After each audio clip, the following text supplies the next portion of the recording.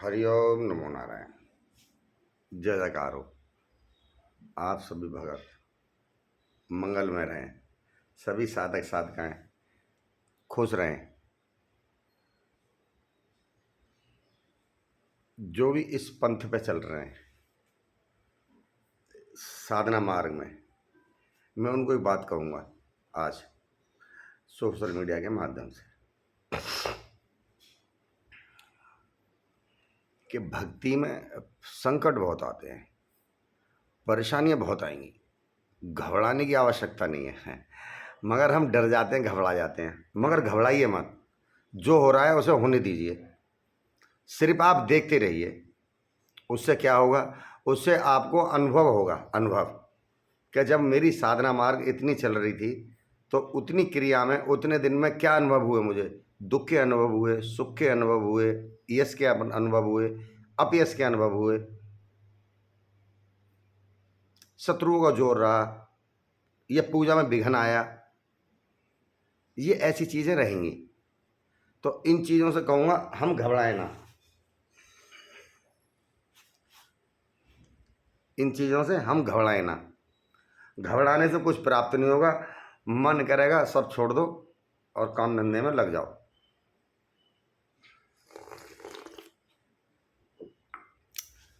मैं आपको सत्य बता रहा हूँ। क्योंकि बता क्यों रहा हूँ? क्योंकि मैं इस मार्ग में हूँ। बता क्यों रहा हूँ कि उन बंधुओं को, उन मित्रों को ये बताना चाहता हूँ कि जब हम इस मार्ग में चले हैं, माँ से पीछे ना हटें। चल गए ना, हम आग कदम बढ़ गया है ना, तो बढ़ाते रहें। ऐसा भी समय आएगा कि तुम्हारा मन करेगा मैं छोड़ूंगा ही नहीं, मैं करता रहूँगा, करता रहूँगा, करता रहूँगा। और एक ऐसा भी समय आएगा कि नहीं यार, मैं छोड़ देता हूँ, मैं करूँगा ही नहीं, क्योंकि बहुत परेशान हो गया। यश अपयश, हाँ यश भी आएगा। यश इतना आएगा, वो यश जब आएगा तो यश क्या ज्ञान देगा आपको? यश आपको इस भक्ति की तरफ खींचेगा। यश भक्ति की तरफ खींचेगा आपको जब यश आएगा तो। और जब अपयश आएगा तो वो क्या स्थिति करेगा? वो अपयश जब आएगा फिर आप कहोगे अब छोड़ दो यार, सही नहीं है, लोग अच्छे नहीं हैं, लोगों के विचार अपने से मिलते नहीं हैं। ये ऐसी ऐसी स्थितियां, परिस्थितियां जीवन में, साधक के जीवन में रहेंगी। और भगत को जितने संकट आते हैं, मेरा मानना है वो आम जीवन में इतने संकट नहीं होंगे गृहस्थ वाले को, जो साधु को आते हैं, भगत को आते हैं, साधक को आते हैं। क्यों? कि एक गृहस्थ का जीवन नॉर्मल जीवन है, एक साधक का जीवन नॉर्मल जीवन नहीं है। एक साधक जब साधना करने लग जाता है, वो साधक, तो वो नॉर्मल इंसान नहीं रह जाता। आम आदमी में अपनी गिनती ना करे, आम आदमी नहीं है वो। हाँ, और भक्ति को कभी तोले नहीं, भक्ति को तोले नहीं। शंका ना लाएं, बढ़ते रहे। हाँ शंका आएगी, मेरे में भी आती है, मन में आएगी, मगर बढ़ें। जब मैं अनुभव कर रहा हूँ, कुछ कार्य कर रहा हूँ, तभी मैं आपको ये सच्ची सच्ची बात इन विषयों में बताने का प्रयास करता हूँ। महाराज,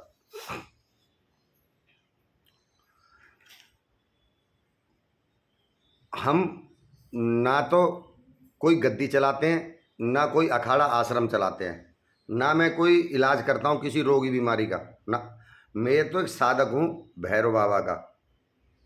साधक कम, दीवानगी ज़्यादा है। मैंने बताया ना एक वीडियो में, ना मेरे को यंत्र पता, ना मंत्र पता, ना श्लोक पता, क्योंकि पढ़ा लिखा हूँ नहीं, इतना पता कुछ नहीं है।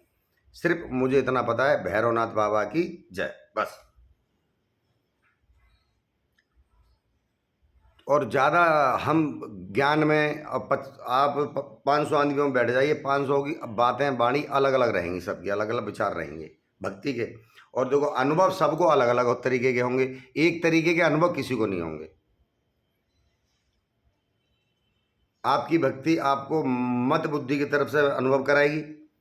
और जब ये दुख परेशानी आती है ना, तभी हम इनको सीख पा के दूसरे साधक को, जब कोई शिष्य आता है, तभी हम उसको ये बखान बातें बता पाते हैं, बेटा ऐसे ऐसे नहीं करना है, ऐसे ऐसे करना है। क्योंकि गुरु ने वो कर्म कर रखे हैं, वो कर्म करने के बाद में उसको अनुभव आया है, तो उसको परेशानियाँ, पीड़ा झेलनी पड़ी होगी। तो वो मैं आपको वो बताने के प्रयास कर रहा हूँ कि वो परेशानियाँ आएंगी, उससे अनुभव होंगे, लोगों को ज्ञान दोगे आप, मगर उससे घबराएं ना। देखो, जब एक कुम्हार एक घड़े को जब पीटता है, थापता है उसको, चाक पे पूरा घड़ा नहीं बन जाता। चाक की मिट्टी पे जब छोटा एक घड़ा कुलवा बना के उतारता है वो चाक पे से, उसको थोड़ा सा सुखाने के बाद में फिर उसको थपथपाता है, वो पीटता है। तो कैसे पीटेगा? बाहर से तो पीटेगा नहीं, कच्ची मिट्टी टूट जाएगा। आपकी साधना कच्ची है, अभी टूट जाएगी। तो भगवान क्या करता है सब, और कुम्हार क्या करता है? कुम्हार ये करता है कि उस घड़े में एक थपकी सी लेके गोल वाली और गले में डाल देगा, और उसको अंदर हाथ डाल के अपना उसको अंदर से सपोर्ट देगा। जब वो अंदर से सपोर्ट देगा और वो बाहर से उस पर ठपकी लगाएगा, बाहर से ठपकी लगाएगा, तो उसका आकार फैलेगा, आकार बढ़ेगा, घड़े का आकार बढ़ेगा। फिर उस घड़े को वो अग्नि में तपाएगा। साधक के लिए बता रहा हूँ भैया, भक्तों के लिए, और क्या, चाहे छोटा साधक हो चाहे बड़ा साधक हो, भगवान के लिए सब समान है। तो जब उस घड़े को भक्ति में डालेगा, अवा बोलते हैं उसको, मैं भी जाति से प्रजापति हूँ, अवा बोलते हैं, अवा लगाना। अवा लगाएगा, अवा लगाने के बाद उसमें लगाएगा, उसको पकाएगा। पकने के बाद फिर उसको देखेगा पानी डाल के, कहीं टपक तो नहीं रहा है, कहीं लीकेजिंग तो नहीं है। उसमें हाथ भी मार के देगा, उंगली बजा के देगा, आवाज़ आ रही है नहीं आ रही, कच्चा तो नहीं रह गया है कहीं। जब वो घड़ा पक जाएगा तब उस कुम्हार उस घड़े को निकाल के अलग बेचने के लिए, किसी को देने के लिए, या घर में यूज करने के लिए काम पे लेगा, क्योंकि उसको पता है ना अब ये पक चुका है। तो यही साधक का जीवन है। एक भगवान जब परीक्षा लेता है ना, तो मैंने बताया ना आपको कि यश भी कराएंगे, आप यश भी कराएंगे। इसका मतलब यही है कि वो अंदर से उन्होंने घड़ी की तरह हाथ डाल रखा है। आपको टूटने भी नहीं देंगे, आपको गिरने भी नहीं देंगे, आपको वो संभाले भी रखेंगे, मगर आप ना टूटें। मेरा ये प्रयास है आपको वीडियो के माध्यम से बताने का।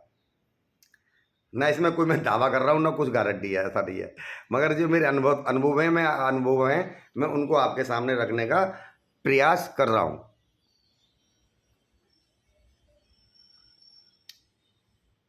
दूसरी चीज बताऊंगा, जो जो भाई बंधु मेरे कोर्ट कचहरियों के मुकदमे से बहुत परेशान हैं, 28 साल हो गए, 20 साल हो गए, 30 साल हो गए, 40 साल हो गए, 15 साल हो गए, और बिना किए के मुकदमे लगे हुए हैं, या बिना करे फंसे हुए हैं, या करके हम फंसे हुए हैं।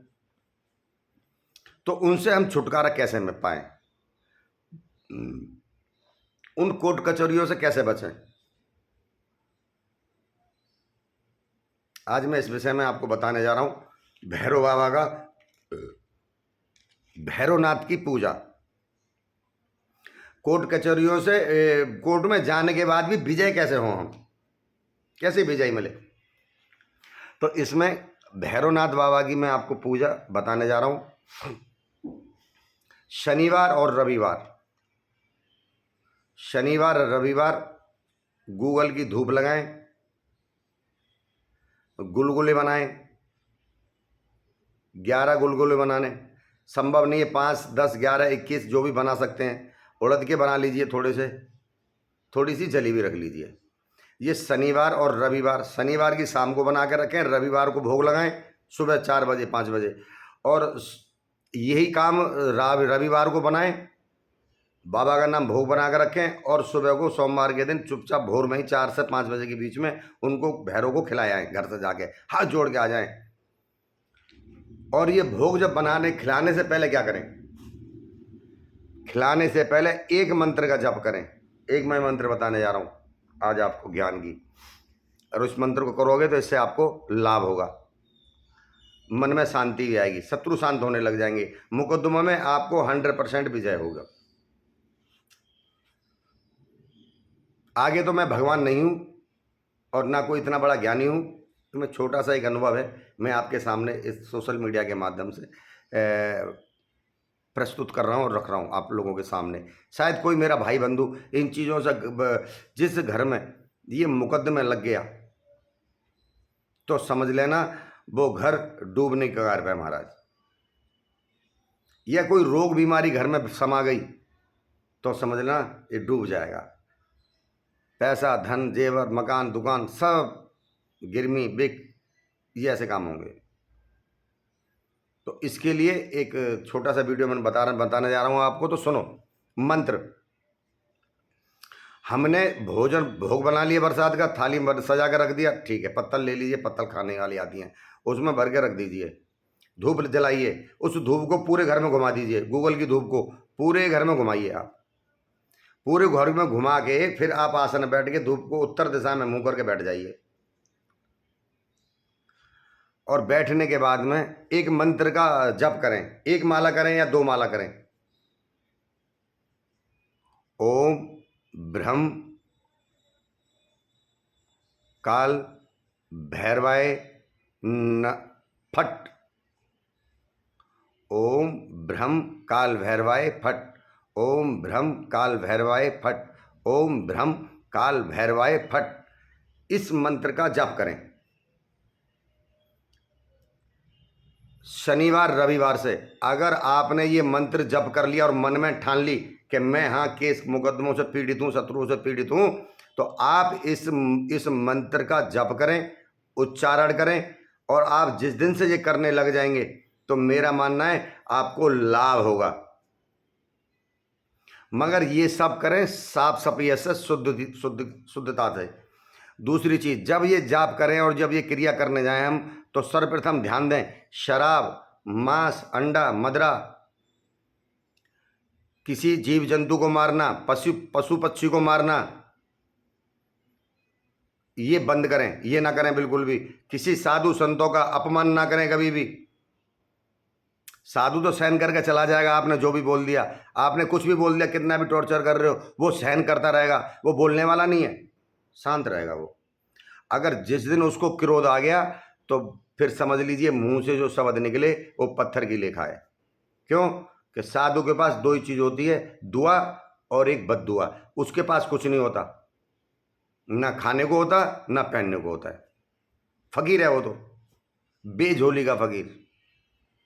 ऐसे ही मेरे बाबा भैरवनाथ कुकर हैं जो आपको मिलते हैं, वो भोग प्रसाद मंत्र जप करने के बाद धूप जलती रहे, आपका मंत्र चलता रहे, जप करिए, बाबा से आराधना करिए और कहिए बाबा से, हे बाबा भैरवनाथ, हे काल भैरव बाबा, मेरे ये मुकदमे शांत हो, और आप न्यायाधीश देवता हैं और आप काशी के कोतवाल हैं, हे कोतवाल देव, मेरे को शांति मिले और मैं आपका इतने रविवार, इतने शनिवार तक, इतने महीने या इतने दिन मैं ये क्रिया, ये उपाय करूँगा और इन चीज़ों से मुझे छुटकारा मिले और मुझे आपका आशीर्वाद प्राप्त हो और शत्रु शांत हो। तो मेरा मानना है आपको लाभ 100% होगा, 100% होगा।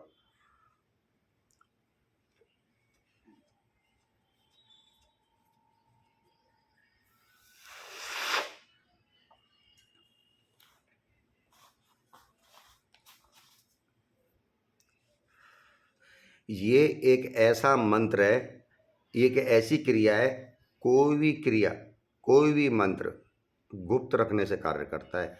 कोई भी क्रिया कर रहे हैं तो गुप्त करने से कार्य करती हैं, गाने बजाने से नहीं, ठीक है। और आप इस मंत्र का जाप करें, 1 माला, 2 माला, 2, 3, 5, 7 के हिसाब से मालाएं की जाती हैं, जितना आपके पास समय है। मगर ध्यान में, जब तक आप जप कर रहे हैं धूप जलती रहे, और उस भोग प्रसाद को वहीं ढक के रख दीजिए। रखने के बाद जब सुबह 4-5 बजे भोर में उठेंगे, फिर आप इस भोग को बाहर कुकर जो घूम रहे मेरे बाबा, उनको खिला के आए, तो आपको लाभ आएगा, हा, आनंद आएगा। और 2 बार तुमने 3 बार ये करानी, तुमको ऑटोमेटिक ही, पहले जब तुम करके ये संकल्प करके पूछोगे, करके बैठोगे, तो उस दिन से तुम्हें शांति मिलने लग जाएगी। क्योंकि मेरा बाबा कल की राज है, मेरे बाबा की सत्ता है इस समय बाबा की सत्ता है, और कोई सत्ता काम नहीं करेगी, और ये सत्ता कार्य करेगी। आप करके देखिए, आपको लाभ 100% होगा। और मैं कहूँगा ये कार्य करें तो एक श्रद्धा से करें, भाव से करें, विश्वास से करें, तभी आपको लाभ होगा।